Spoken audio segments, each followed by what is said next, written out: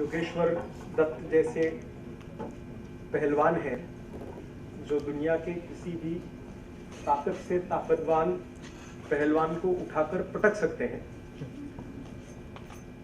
और जो बड़े स्वाभिमान के साथ भी कह सकते हैं कि इंडिया फर्स्ट।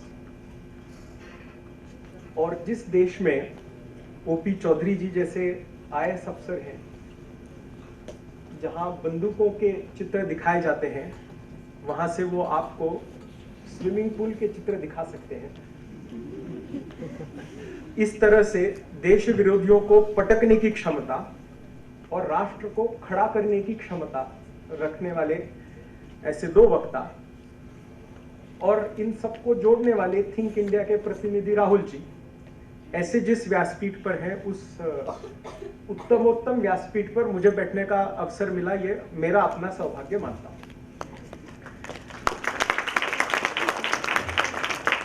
और आप सबका विशेष ऐसा है कि रविवार की दोपहर गर्मी थोड़ी सी बढ़ गई है, भोजन के बाद अच्छी नींद लेने की इच्छा होती है, पर उस सब के बावजूद आप यहाँ जग कर भारत के लिए जीने का विचार करने के लिए प्रेरित होकर यहाँ आए हैं, इसलिए आप सबका बड़ा अभिनंदन। मैं सोचकर आया था United Nations international law commission का मेंबर हूं, तो साधारण अपेक्षा ये होती है कि इंटरनेशनल लॉ कमीशन के मेंबर्स अंग्रेजी में कुछ बोलेंगे और चले जाएंगे, पर आजकल यूनाइटेड नेशंस में भी हिंदी औपचारिक भाषा हो, इसके प्रयास चल रहे हैं।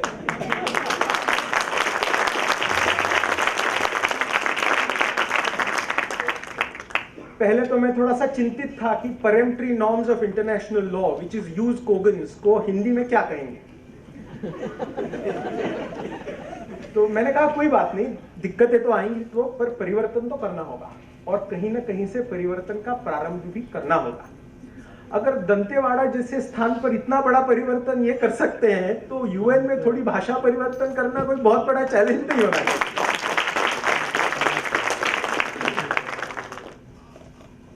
तो मुझे लगता है अब इस प्रश्न का तात्पर्य नहीं बचता कि मैं अनावश्यक स्वयं की अंग्रेजी में बात करूं कि स्वभावतः निकट लगने वाली हिंदी में बात करूं। तो निर्णय मैंने स्वयं ही ले लिया, मैं हिंदी में बात करता हूं। ये जो मैं किसी के साथ बैठा था, कोई अध्यात्म के बैकग्राउंड के युवा व्यक्ति थे। आजकल युवा और अध्यात्म कई लोगों को सवाल पड़ता है, पर वैसे नहीं है, युवा और अध्यात्म का बड़ा निकट का बंध है। वो मुझे बता रहे थे, भाई साहब ये कलयुग नहीं है, Kalyug is suppose to be the worst, सबसे बुरा का कलयुग नहीं, अब त्रेता युग शुरू होने वाला है। इनको क्या कह रहे हो यार सूरज, सारी दुनिया तो घोर कलयुग की बात करती, तुम कहां त्रेता युग की बात ले आए। उन्होंने युक्तेश्वर जो परमहंस योगानंद है, उनके गुरु है, उन्होंने किताब लिखी थी, वो किताब लाकर मुझे दी है। मैंने अभी पढ़ी नहीं है, पर वो कह रहे तो मैं मानकर चल रहा हूं कि त्रेता युग शुरू होने वाला है। मैं तो पहले तो रेजिस्ट कर रहा था, विरोध कर रहा था, त्रेता युग कैसे होगा, ये तो घोर कलयुग है। इधर देखो समाज, देखो समाज की व्यवस्था देखो, ये तो घोर कलयुग ही होना चाहिए। क्योंकि हमारे यहाँ कुछ कारण से भारत में एक ऐसी मनोवृत्ति बन गई है कि कुछ भी सामने आता है तो पहले विरोध करें, और फिर अगर लगता है कि भाई बाकी कोई कारण नहीं है आइडियोलॉजिकल, बाकी कोई कारण नहीं है, तो फिर हाँ इसको शायद स्वीकार कर सकते हैं। तो जब मेरा भी विरोध बीता और मैंने सकारात्मक दृष्टि से उसकी तरफ देखा, तो मैंने सोचा सच्ची बात है, शायद त्रेता युग का प्रारंभ है। क्यों? तो आज की जो जनरेशन है, ये डिबेट ओरिएंटेड जनरेशन है, लॉजिक ओरिएंटेड जनरेशन। और आज हमारे देश में कई स्तरों पर प्रोपोगेंडा चल रहा है, इधर का प्रोपोगेंडा, उधर का प्रोपोगेंडा, पर जो भी लॉजिक की बात करेगा वो इस डिबेट में विषय को आगे ले जाएगा। और भारत एक ऐसी संस्कृति है जो हजारों वर्षों से केवल लॉजिक की बात करती आई है। इसलिए यह तय है कि यह संस्कृति आने वाले वर्षों में भी केवल भारत में नहीं, भारत के इर्द गिर्द के परिसर में भी, दुनिया भर में भी इसका एक स्थान बनने वाला है। और हम जब कहते हैं I am supposed to speak on live for India, Bharat के लिए जिए, इस पर मुझे बोलना है। पहले तो सवाल उठता है कि why should we even live for India. सवाल पूछना चाहिए, कोई हर्ज नहीं, हर किस्म का सवाल पूछना चाहिए। अगर उसका जवाब है तो फिर जवाब के अनुसार चलना भी चाहिए, लॉजिकल है तो। सवाल तो पूछना चाहिए। मैं विदेशों में घूमता हूं, ये इंटरनेशनल लॉ कमीशन के माध्यम से मेरा अधिकतर समय बाहर बीतता है, और मैं जब बाहर घूमता हूं तो बाहर मैं नेशनलिज्म, प्रोटेक्शनिज्म, इन सब शब्दों के बारे में सुनता हूं। लोग कहते हैं अमेरिका में ट्रंप सरकार आई है because it's a sign of nationalism, conservative, we have become conservative. या जर्मनी में अल्टरनेटिव फॉर डॉइचलैंड करके एक पार्टी है, उसको अचानक से 17% वोट मिले, लोगों ने कहा ये कंजर्वेटिव है, ये नेशनलिस्ट है। यूके में ब्रेक्सिट हुआ, लोगों ने ये नेशनलिस्ट है। तो दुनिया भर में नेशनलिज्म का एक नेगेटिव कनोटेशन है, क्योंकि उनकी परंपरा नेशनलिज्म को हिंसा से जोड़ने की रही है। तो विदेश में जहां पर भी नेशनलिज्म की डिबेट होती है, या भारत में भी जो केवल वेस्टर्न पर्सपेक्टिव से विषयों की तरफ देखते हैं, जब वो भारत में नेशनलिज्म की बात सुनते हैं तो वो कहते हैं कि नहीं, nationalism is bad, nationalism will bring violence. तो ये जो थिंक इंडिया वाले हैं, जब इंडिया की बात करते हैं, इंडिया फर्स्ट की बात करते हैं, they are basically breeding violence because they breeding nationalism. पर दिक्कत यह है कि विदेश का नेशनलिज्म और भारत का राष्ट्रवाद, इसमें जमीन आसमान का अंतर है। जमीन आसमान का अंतर इसलिए है, मैं आता हूं उस शहर से, पुणे से आता हूं मैं। पुणे के शहर से एक 36 किलोमीटर दूर, 36 किलोमीटर एक स्थान है, वहां संत ज्ञानेश्वर जी का स्थान है, समाधि का स्थान। संत ज्ञानेश्वर जी ने भगवत गीता का बहुत सखल एनालिसिस, टीका लिखी, और लिखने के बाद एक पसायदान लिखा कि अब सब लिखकर हो गया, मन नहीं भरा, तो मन भरने के लिए आखिरी एक कविता लिखी। और मुझे बड़ा आश्चर्य लगा, एक बार आमिर खान ने वो कविता आपकी अदालत में पढ़ी थी। कविता का प्रारंभ ही है, आता विश्वात्म के देवे, अब विश्व के कल्याण के लिए। इसलिए भारत की राष्ट्रवाद की संकल्पना ये फंडामेंटली, इनहेरेंटली विश्ववाद से जुड़ी हुई है। इसलिए जब आप भारत राष्ट्रवाद की बात करता है, भारतीय राष्ट्रवाद की बात करता है, तो वो एक्सक्लूसिविटी की बात नहीं करता। The concept of the world is implicit in Indian nationalism. इसलिए हमारा जो राष्ट्रवाद है, वो राष्ट्रवाद वेस्टर्न नेशनलिज्म जैसा नहीं है, एक्सक्लूसिव नहीं है, कन्फ्रंटेशन का नहीं है। हमारा राष्ट्रवाद सबको साथ लेकर चलने का राष्ट्रवाद है।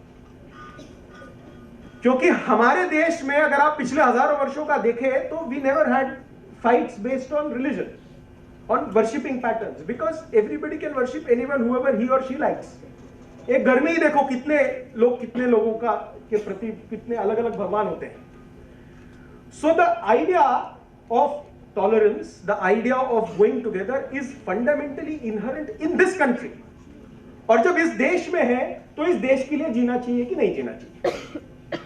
If this is our notion, this is our definition of nationalism, then should we be proud nationalist or should we not?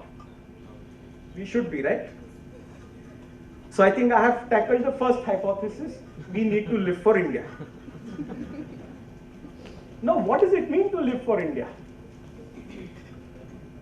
जब भारत की स्वतंत्रता के समय, भारत की स्वतंत्रता तक का जो समय था, वो संघर्ष का समय था, स्वतंत्रता का समय था। आज मैं जिनके साथ आ रहा था, वो हिंदी के बड़े अच्छे अध्ययन करते हैं, वो मेरे साथ भी आए, अभिषेक जी। उन्होंने मुझे कहा, अनिरुद्ध जी, आज 2 विशेष तिथि की विशेषताएं हैं, और मुझे लगता है उसमें लिव फॉर इंडिया का सारा विचार गर्भित है। वो 2 घटनाएं ऐसी हैं। पहली घटना है संभाजी महाराज की। संभाजी महाराज वहां से, महाराष्ट्र से, जहां से मैं आता हूं। संभाजी महाराज का आज विशेष दिन ऐसा है कि उन पर कई अत्याचार किए गए, और अत्याचार भी छोटे मोटे नहीं थे। उनके his skin was peeled off, उनकी कतड़ी निकाली गई, शरीर के टुकड़े टुकड़े किए गए, आंखें निकाली गई। एक foreign invader did it, there used to be a street by his name, Aurangzeb. He did it to an Indian because he was not ready to convert to his faith. और अंत में इतने अत्याचारों के बाद संभाजी महाराज की हत्या की गई, शरीर के टुकड़े टुकड़े करके बिखरा कर फेंक दिए गए। ये उस जनरेशन की कहानी है जिस जनरेशन को देश के लिए अपना जीवन देना पड़ा। They had to die. So dying is fairly simple, you have a clear target, you have to die. Bhagat Singh और people of that generation knew what we have to do. पर आज के दिन का दूसरा भी एक विशेष है वो विशेष ऐसा है कि भारत की, स्वतंत्र भारत की पहली टीम जिसने अंग्रेजों को क्रिकेट मैच में हराया, उस पहली भारतीय क्रिकेट मैच की टीम के जो कैप्टन थे, उनका जन्मदिन भी आज जन्मतिथि है, Vivek Hazare. This is an example of live for India. The first was die for India, the second is for live for India. It's a dichotomy, दो भाव है, दो विरोधाभास भाव है, एक मरने का भाव, एक जीने का भाव, पर दोनों भाव एक साथ रखकर भारत का विचार, भारत के प्रति विचार हम सबको करना पड़ेगा।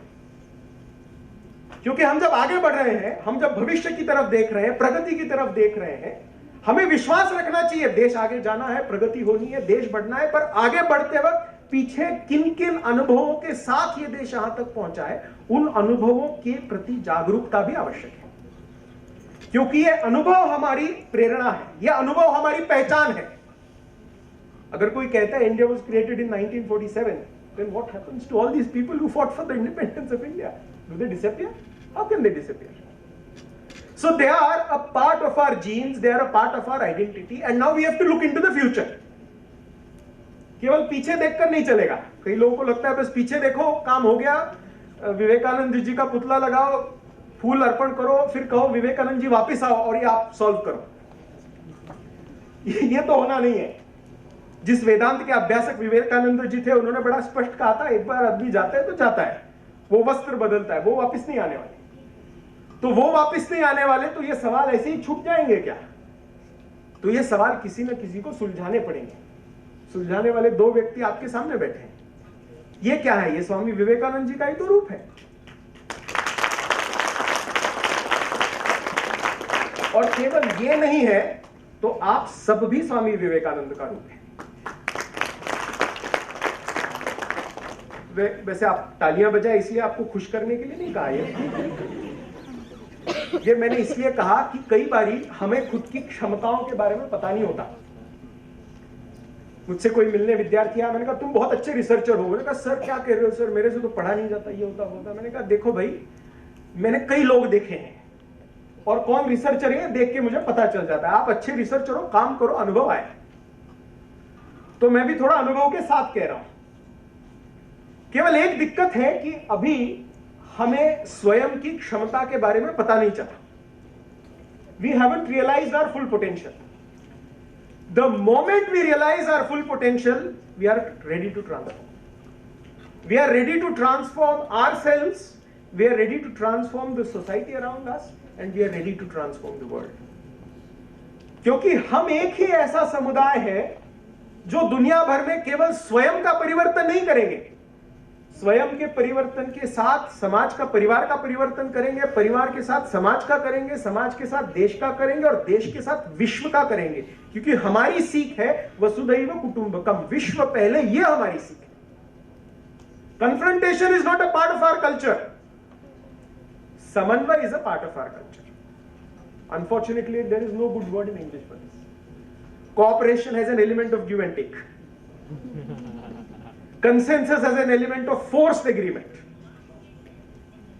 पर समन्वय जो है that fundamentally represents the idea. जैसे आवाहन, it's not a challenge, it's not an invitation, it's not just an inspiration, it is an आवाहन।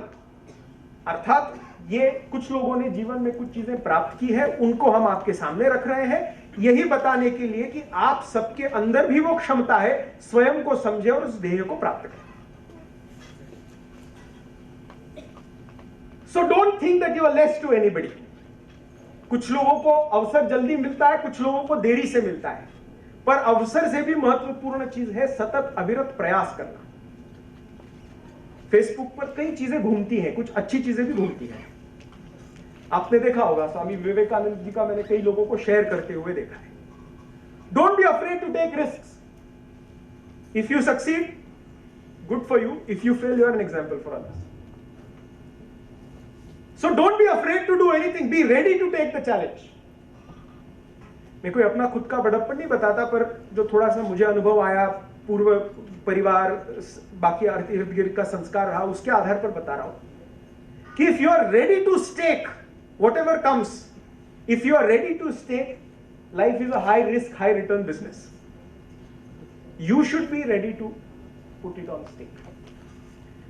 आपको थोड़ा अच्छी तरह से ध्यान में आया इसलिए बताता हूं. टाइगर जिंदा है मूवी बीच में आई है, देखिए कि नहीं पता नहीं, मतलब प्रमोशन नहीं कर रहा उसका.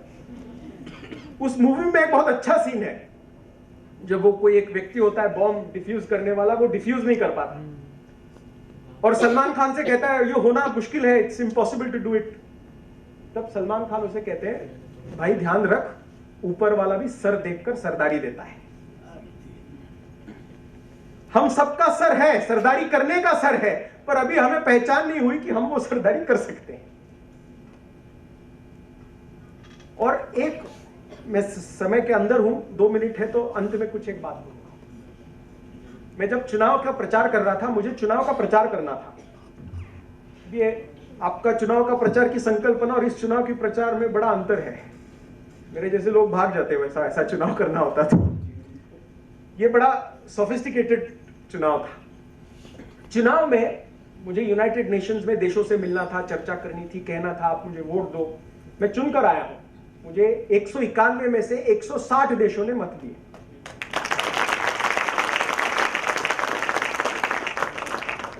वो इसलिए नहीं दिए कि मैं बहुत ज्यादा होशियार पढ़ा लिखा हूं, वो इसलिए दिए कि आप सब, ये जो भारत देश है, ये वो भारत देश की प्रतिमा है.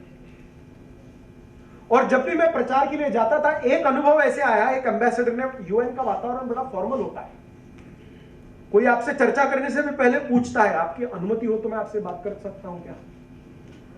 तो हम तो सोचे अनुमति की कौन सी बात है, कर लो बात.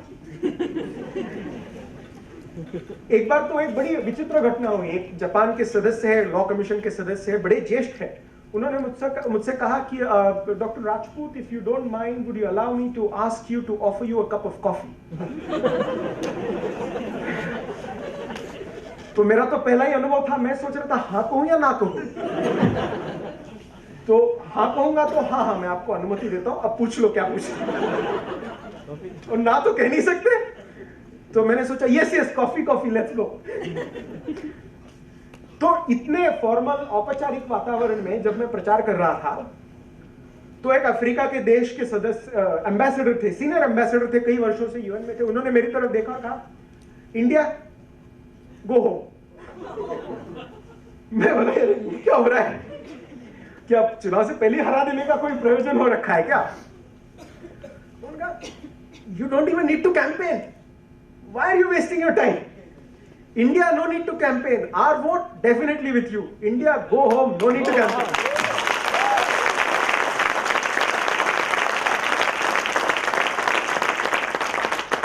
That is how the world looks at us. Because they want us to lead. And the reason they want us to lead is because we don't stand for confrontation. We don't stand for self-interest. हमारे मन में यह भाव नहीं होता कि सामने वाला है तो उसको कैसे लूटे. That is not the starting point. We need to ask whether that is our starting point nowadays. If it is, then we need to change. Because the world trusts us. दुनिया का विश्वास है हम पर. बाकी जो बड़े बड़े देश हैं जो अपने आप को एग्जिस्टिंग, पास्ट या फ्यूचर सुपर पावर समझते हैं, उन पर दुनिया विश्वास नहीं रखती. दुनिया ने उनका व्यवहार पीछे देखा है, अब भी देख रहे हैं, और वो जानते हैं भविष्य में क्या करेंगे. 2-4 देश इधर उधर के उनके साथ गए तो बहुत ज्यादा हो हल्ला हमें भी नहीं मचाना चाहिए, क्योंकि हमारे विश्वास पर हम पर पूरी दुनिया विश्वास रखती है. ये बहुत बड़ी जिम्मेदारी है. It's a huge responsibility that somebody is trusting you, and I want to tell you the entire world is trusting you. Those who don't trust us, smaller countries here and there, who anyways don't have any value in the international relations. Everybody who has a value in the world is trusting this country. Why? Because this country is young, this country is confident, this country can transform itself, its societies, its country and its world. So ये बहुत बड़ी जिम्मेदारी आप सब पर है, हम सब पर है. Because I grew up, when I was a child, we were a generation which was resisting international law, which was resisting international obligations. We thought it's a Western construct. ये विदेशों ने हम पर लादा है, पर आज ऐसी स्थिति नहीं है. आज दुनिया कहती है आप लीड करो, आप नेतृत्व करो. We have to ask ourselves, are we ready to do that? फिर क्या हर एक व्यक्ति को यूएन में जाना चाहिए? मुझे डॉक्टर गिरीश जी का, जिनका बहुत बढ़िया आपने सुना, भाषण नहीं, काम सुना, मुझे वो बाहर मिले, उन्होंने कहा आप बड़ा काम कर रहे हैं। मैंने कहा मैं कोई बड़ा काम नहीं कर रहा, मैं केवल बड़ी जगह पे एकदम छोटा काम कर रहे हैं, आप छोटी जगह पर बड़ा से बड़ा काम कर रहे हैं।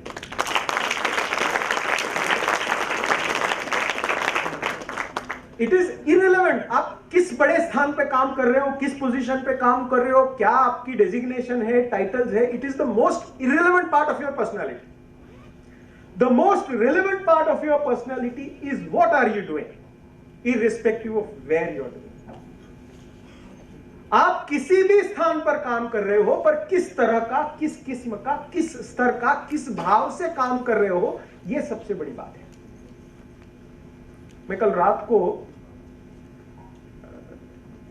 एरिस्टोटल की किताब पढ़ रहा था, rhetoric, the art of rhetoric. उसमें उन्होंने कहा है कि sophist is the one who is not known for his faculties but is known for his sense of purpose.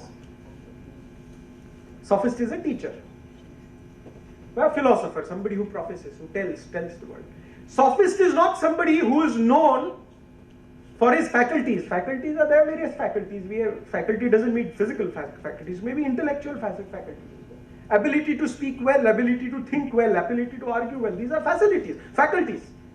But faculty is not what identifies people. What identifies people is the sense of purpose, and it is that sense of purpose which we should have in our life when we are thinking about the country. क्योंकि महात्मा गांधी जी ने बड़ा अच्छा कहा, body may fail but the spirit should not. It is this spirit, the spirit to work for the country. It may be big, it may be small, it may be minor, that is irrelevant. Because when we are working for the society, we are working exclusively for the society without expectations. The moment there are expectations, our contribution to society is a failure. And the more selflessly we work for the society, more internal satisfaction we get. आपने गिरीश जी को देखा, कितना समाधान था उस व्यक्ति के चेहरे पर. किसी ने फॉर्मली इनफॉर्मली इंटरैक्ट किया कि नहीं पता नहीं, किया होगा तो देखो समाधान था उस व्यक्ति के चेहरे पर. मैं किसी को क्रिटिसाइज नहीं करना चाहता, पर हम कई नेताओं को देखते हैं, क्या is everybody equally happy? Probably not. Because if we decide to make a position our goal, we are bound to suffer unhappiness. But if we decide to make purpose our goal, we are bound to be happy individually in our life. I'll tell you one experience. I've seen several academics and several people all over the world, and I've experienced one thing. Those people who are of a negative ideology, negative mentality, destructive ideology, those people from destructive ideology are destructive with their own lives as well, not just for the society. So they have fundamental issues with their personalities and themselves. I hope they're not asking me to shut up and sit down. I still have 30 seconds. Oh my God. So they are fundamentally, as humans, frustrated human beings. But those who dedicate their lives to societies without expectations are the most happiest beings. So it is not just for living for India, it's about living for yourself. If you want to live for yourself and live happily for yourself, then whenever we are working selflessly for the society with country first, and in that direction, we are bound to be happy. What is to be done? I am not the judge. आप अपना जीवन है, आप देखें. मैं पढ़ाई करता हूं, करती हूं, मेरे पास समय है, क्या करूं? 1 घंटा में निकाल के क्या कर सकती हूँ? कि किसी में स्लम एरिया में जाके पढ़ा सकता हूँ, सकती हूँ क्या? मैं कुछ और काम कर सकता हूँ, सकती हूँ क्या? ये that's individual choice. I can't dictate because I don't know how your lives are. But you have to make a commitment to yourself, not to anybody else, to yourself. Because if you make a commitment to yourself, set a goal, find an area, work in that direction, not just your life, the life around you is going to change and the whole country is going to change. Never forget, we all are ambassadors of our country. We all are ambassadors of our country within India and outside India. बाहर जाकर जब लोग पूछते हैं भारत में जाति व्यवस्था है, आपका क्या कहना है, तो हमारा क्या जवाब होना चाहिए?